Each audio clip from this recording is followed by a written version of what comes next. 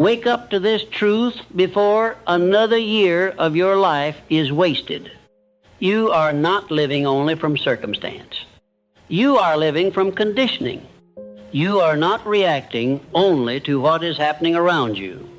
You are reacting to what has already been written into your mind about money, work, discipline, failure, confidence, struggle, success, and what kind of life you believe is normal for you.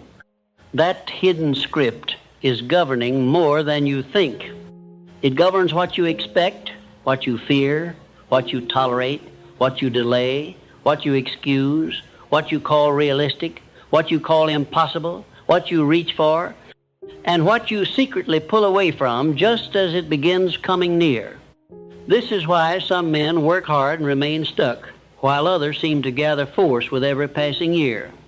It is not merely that one had more chances. It is that one mind was programmed for advancement and the other was still obeying an old instruction set built for limitation. So hear this with full seriousness. Your success is the result of your mental programming. That statement is not shallow. It is not an empty slogan meant to flatter you. It is a severe law. If your mind is programmed for delay, you will delay. If it is programmed for fear, you will move with hesitation even when the door is open. If it is programmed for scarcity, you will mishandle money even when more of it arrives. If it is programmed for apology, you will speak like a man asking permission to exist. If it is programmed for strength, stewardship, and order, you will begin acting like a builder long before the crowd notices any visible result. The outer world often sees only behavior. Life sees the pattern beneath behavior. And that pattern is usually mental before it is visible. Now, let us speak plainly.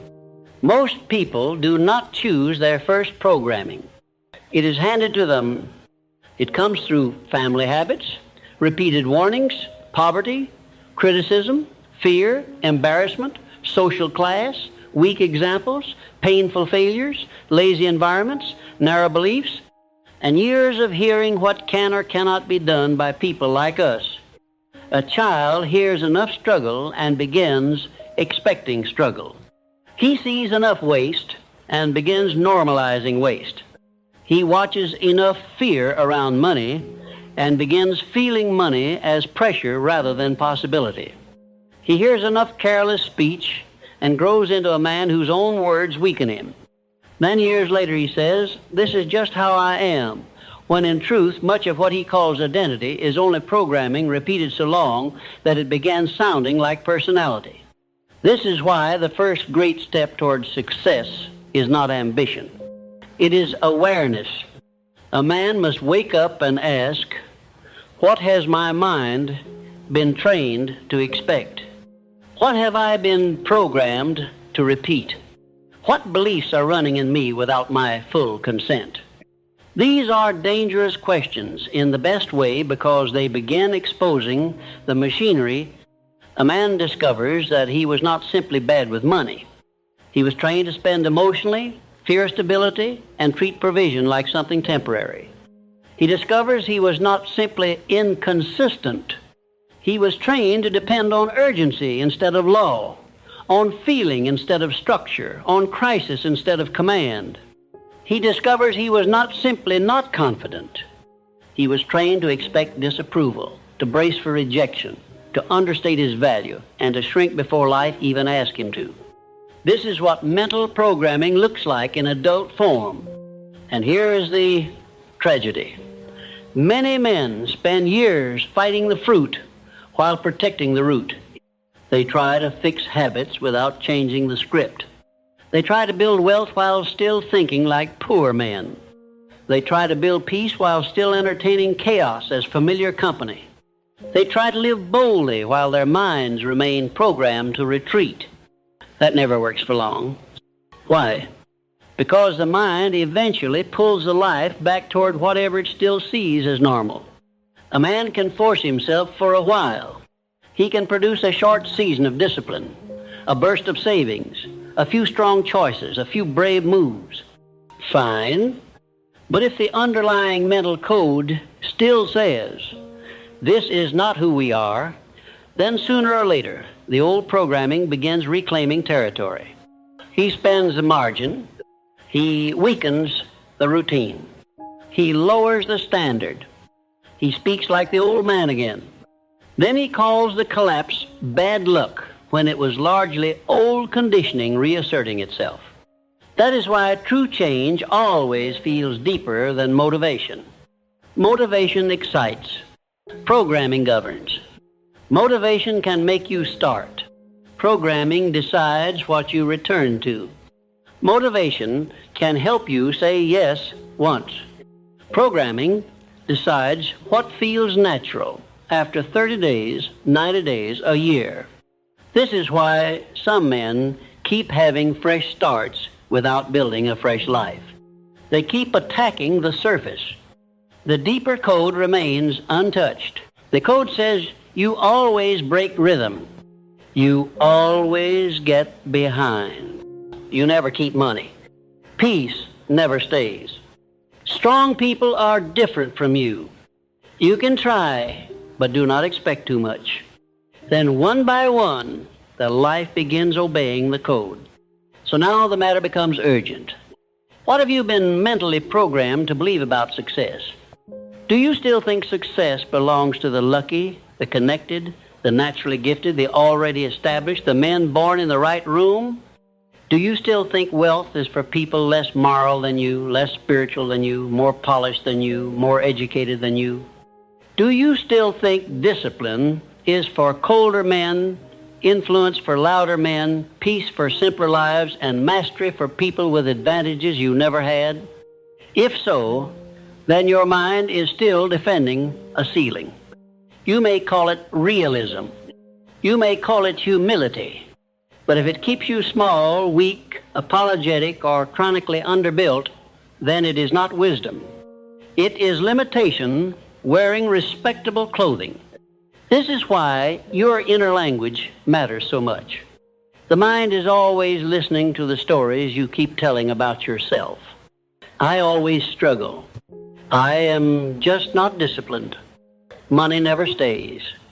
I work hard, but nothing changes.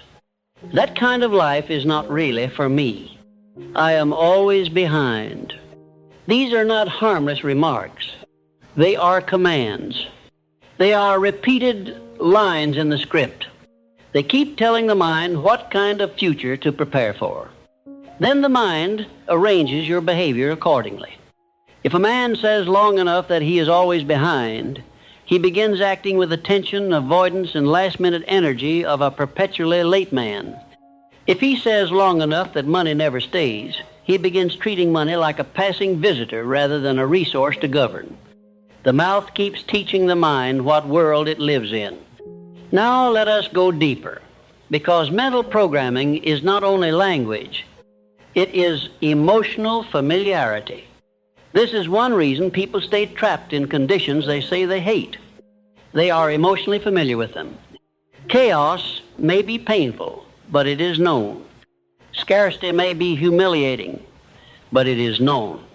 Being overlooked may be frustrating, but it is known. Then peace appears, or margin appears, or respect appears, or a stronger opportunity appears, and something in the man becomes uneasy. Why? Because the new condition does not fit the old code. So he starts acting strangely. He loosens. He overspends. He delays.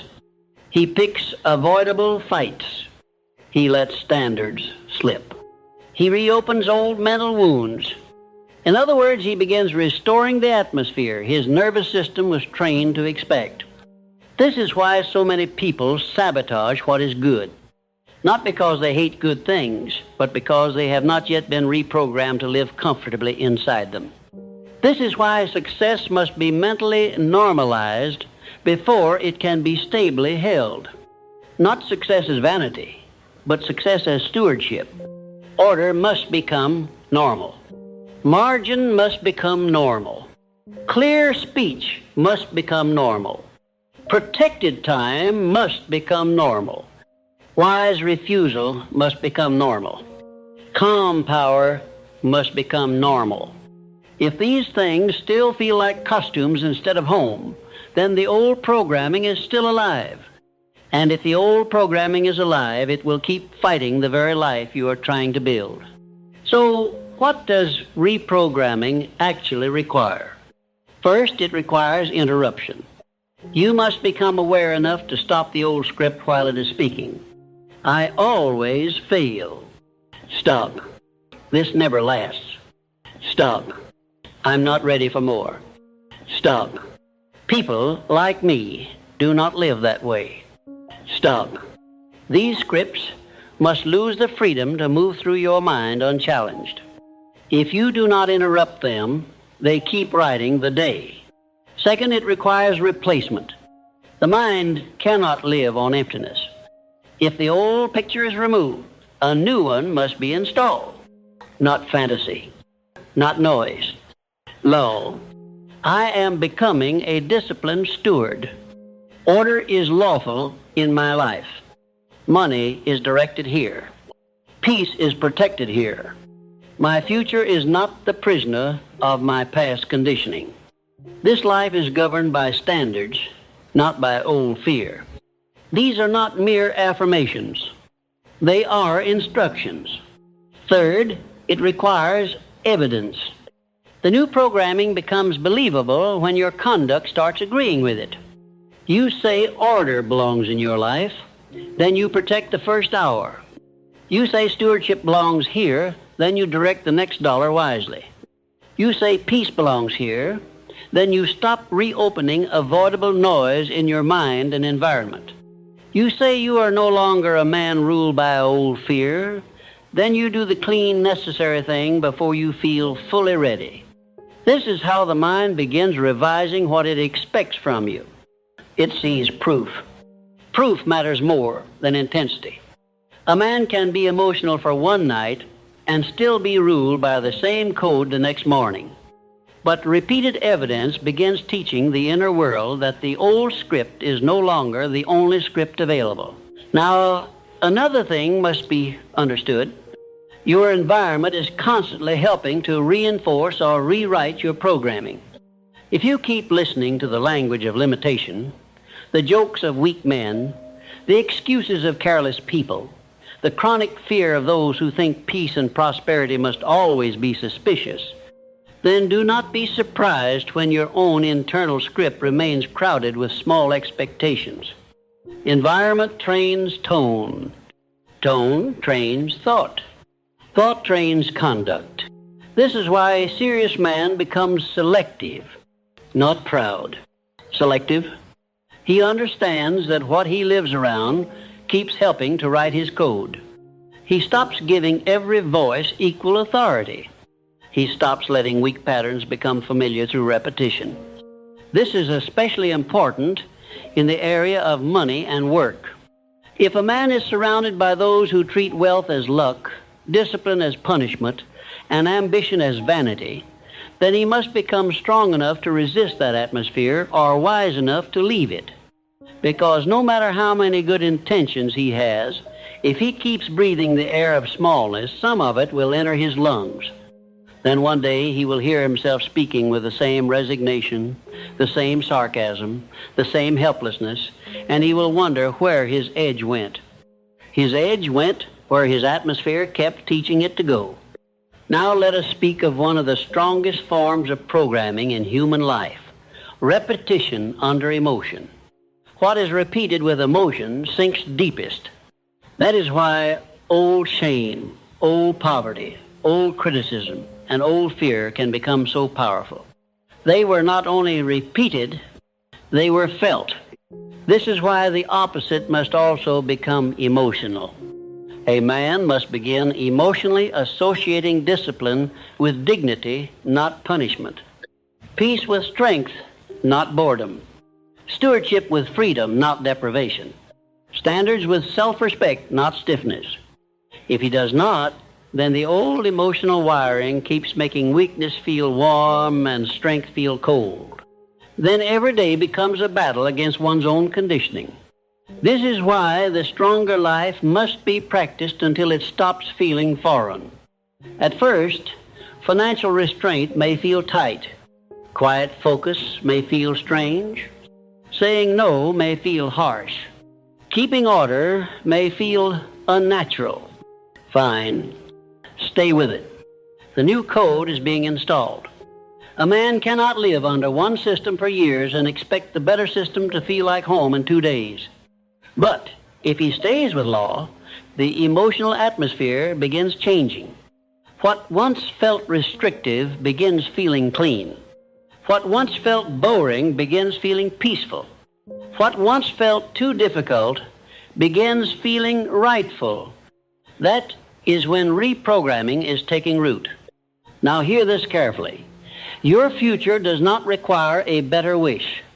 It requires a better script, a better inward instruction, a better mental agreement about what kind of man you are becoming and what kind of life is lawful for such a man to build.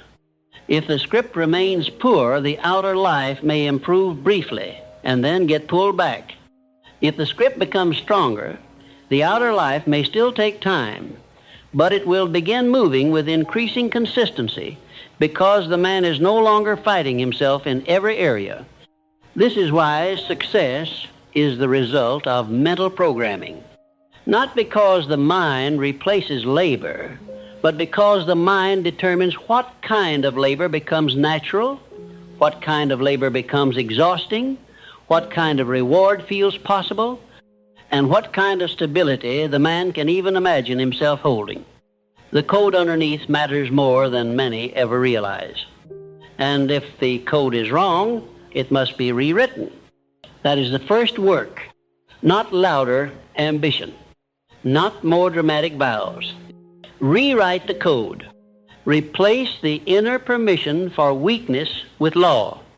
Replace the old expectation of collapse with disciplined stewardship.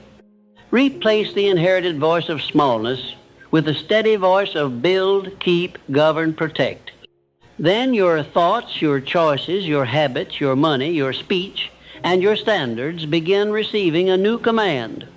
And when the command changes deeply enough, the life eventually has no choice but to follow. Now let's go deeper, because once a man begins to understand that his success is tied to his mental programming, he comes face to face with a harder and more uncomfortable truth. The mind does not merely record life, it instructs life. It is not a passive chamber where events are stored like old furniture in a dusty attic. It is an active workshop. It is giving orders all day long. It tells the hand what to do with money. It tells the mouth how to speak under pressure. It tells the body whether to move with purpose or delay with excuses. It tells the spirit whether to expect increase or brace for disappointment. And because this is happening so constantly, most men never notice that they are living from commands they did not consciously write. They think they are making free decisions when in truth they are often just obeying old instructions. That is why so many people live in repetition while talking about change. The outer details may vary, but the inner command remains the same. The man says this year will be different, but the same old mental script says you never keep momentum. He says this time I will build real stability, but the same old script says money slips through your fingers. He says I am done with chaos, but the same old script says you are one of those people whose life is always complicated. And because the inner command is not changed, the outer effort begins strong and then slowly bows to the older authority. The life goes back to what the mind already believes is normal. This is why reprogramming must become more than a hopeful thought. It must become a disciplined interruption of the old command structure. You cannot keep entertaining the voice that says you are always behind and then expect the day to feel ordered. You cannot keep speaking like a man who is barely surviving and then expect your decisions to carry the dignity of a builder. You cannot keep picturing yourself as the one who almost gets there and then wonder why, when the moment of growth appears, your own hand begins shaking. The old program must be challenged at the root. Now, understand the nature of these inner commands. Some are obvious. I am not good with money. I never finish. I can't focus. People like me do not live that kind of life. But many of them are subtler. They hide behind posture, timing, reaction, and emotional reflex. A man does not say, I believe I deserve less. He simply underprices his work. He says yes too quickly. He apologizes while speaking. He delays the serious thing until the day is tired. He spends the margin as soon as it appears. He refuses to let peace settle, because peace still feels unfamiliar. These are all expressions of programming. The mouth may not announce the law, but the conduct obeys it just the same. This is why you must begin reading your own life more carefully. Stop looking only at the result and start asking what script produced it. If you keep ending up under pressure, what inner law is creating that condition? If you keep leaking money, what code is directing your hand? If you keep losing momentum, what command is governing your relationship with time? If you keep shrinking in opportunities, what image of yourself is still ruling your posture? These are the questions of a serious man. They move him from frustration into diagnosis. And diagnosis is powerful, because once the disease is named, it can be treated. Now, the first sign that a man is beginning to reprogram his mind is that he becomes less casual with his own inner language. He stops letting every tired thought sit on the throne. He stops repeating every fearful sentence simply because it has become familiar. He stops saying, that's just how I am, when what he really means is, that is how I have been conditioned. That distinction can save a life. Because if a thing is identity, many men feel trapped beneath it. But if a thing is conditioning, then conditioning can be retrained. It can be interrupted. It can be replaced. It can be starved. So now the work becomes both practical and relentless. Every time the old code speaks, the stronger law must answer. The old voice says, you always drift. The new law says, this hour has an owner. The old voice says, money never stays. The new law says, money is directed here.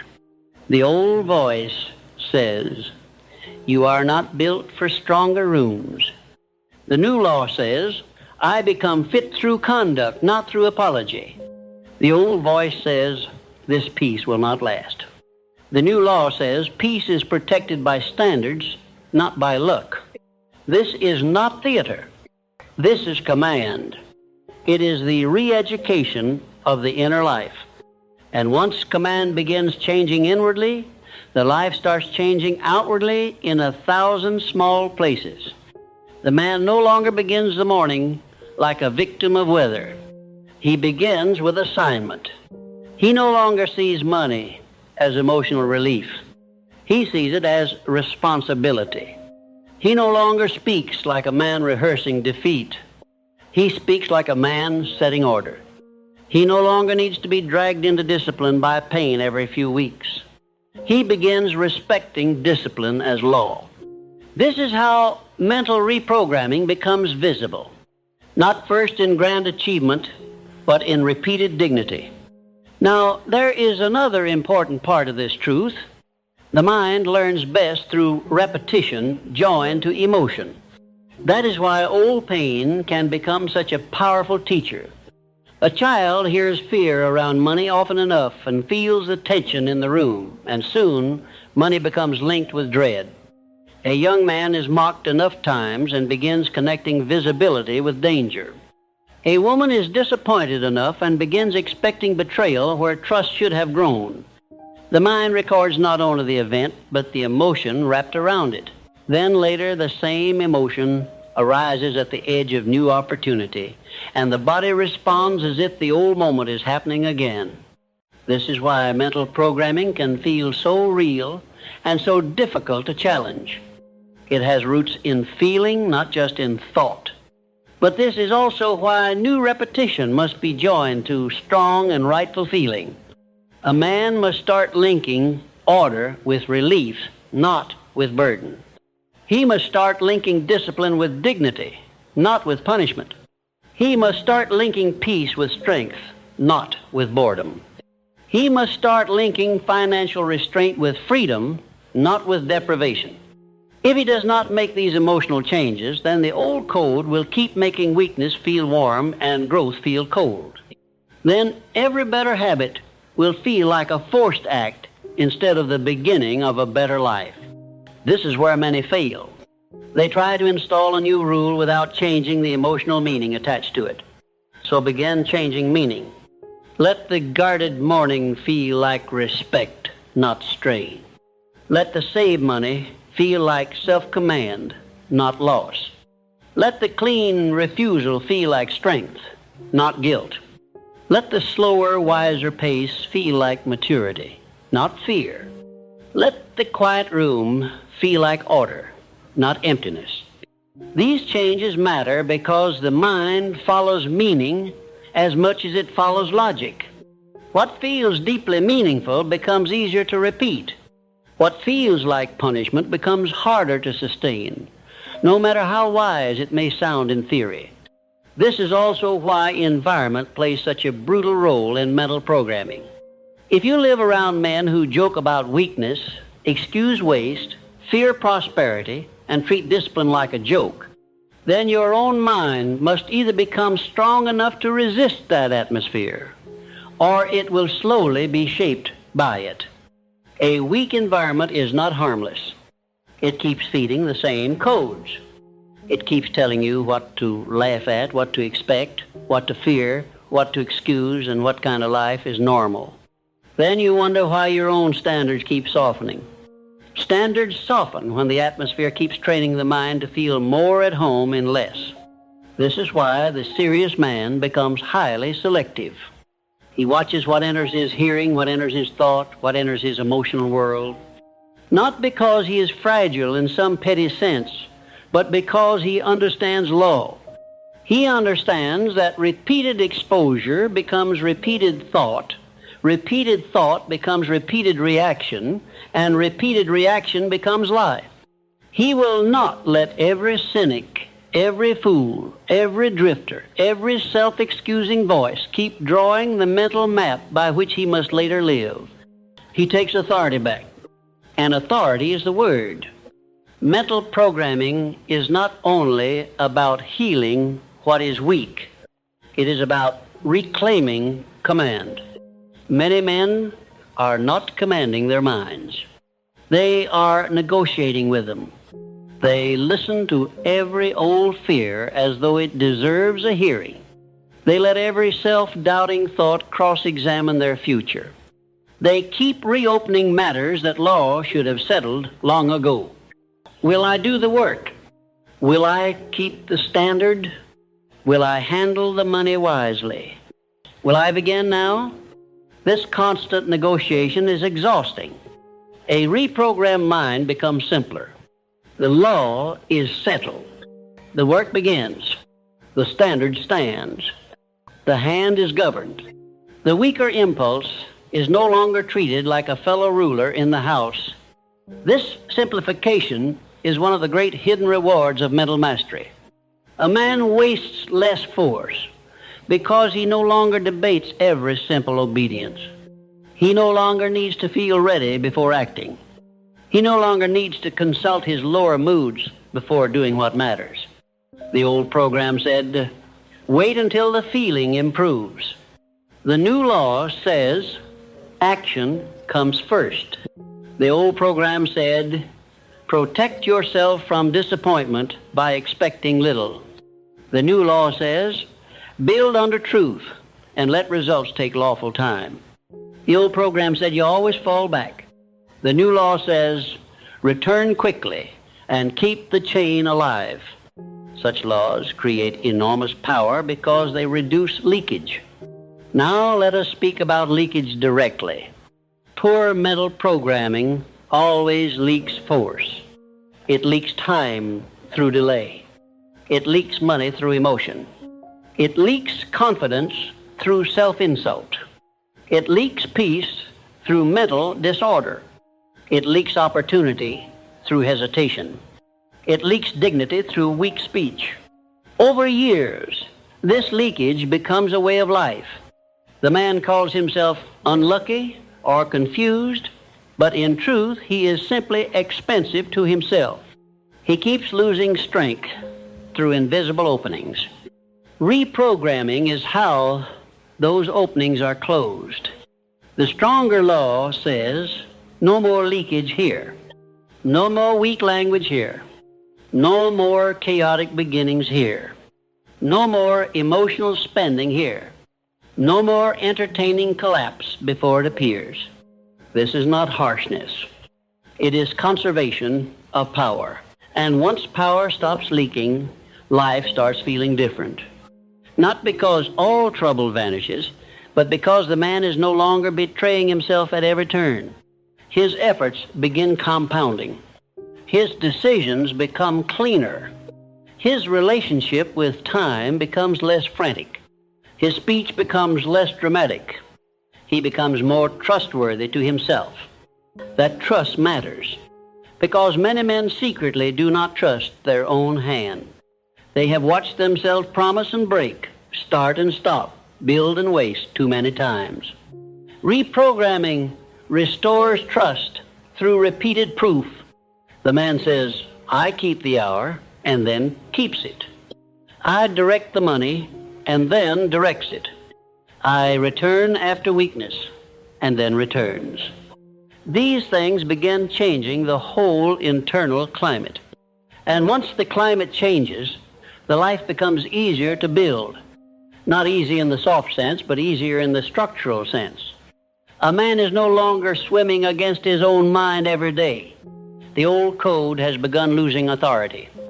The new one has begun gaining it. This is when change stops feeling like a short campaign and starts feeling like a new identity. That is what you want.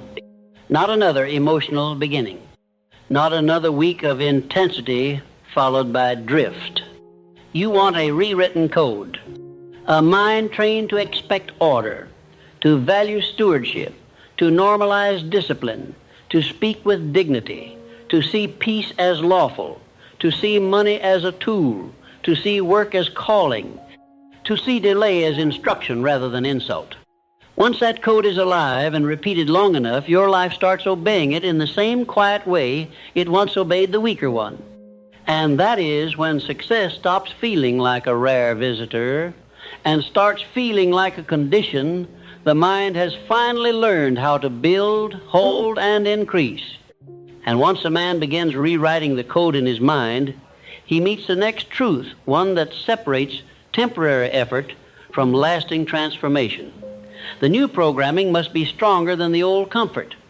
That is the real contest. Not whether you can say a better sentence for a few days.